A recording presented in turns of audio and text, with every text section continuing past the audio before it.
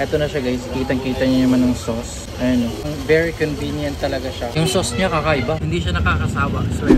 Hi guys, welcome back to my vlog. So nasa Minute Burger tayo ngayon. Since nagugutom po talaga tayo ngayon guys, umorder po ako dito sa Minute Burger ng isang Minute Burger tsaka cheesy burger. Tsaka ito po siya is sa 4 season tsaka nag-order na lang ako ng water.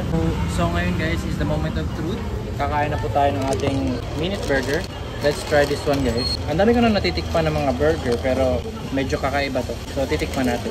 Ito na siya guys, kitang-kita niyo naman ng sauce. Ayan o. Very convenient talaga siya. When it comes to pag magsa-snacks or pag nagugutom po kayo, pwede po kayong kumain dito.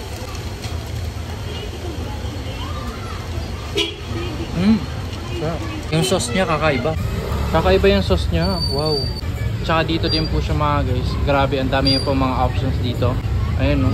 Grabe yung daming options dito. Meron din po silang pa-fries. Ayan, fries na dito for 40 pesos only. Ayan, very affordable lang. Kaya dito na kayo. Hindi siya nakakasawa, swear.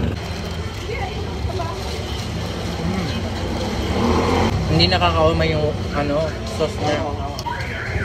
Ako kasi guys, fan ko talaga ako ng mga burger. Kaya kahit anong burger na nasa harapan ko, kakainin ko talaga kasi masarap talaga yung burger.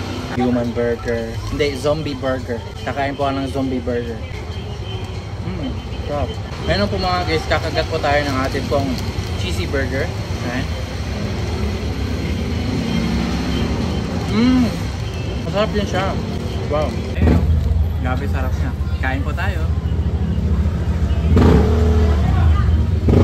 Tsaka sa likuran ko po mga guys, grabe po yung traffic. Nakikita niyo naman po. Grabe yung traffic guys. So sa Minute Burger po guys is buy one take one po siya. So maya guys is pupunta kami sa Dali. Para siyang everyday grocery. So kakain po tayo sa mag-grocery po tayo doon. Super. Another craving satisfied na naman. So I'm gonna see you later guys since pupunta na po kami sa Dali Everyday Grocery. Yes po, I'm gonna see you later. Bye bye. And that's it, it's me again.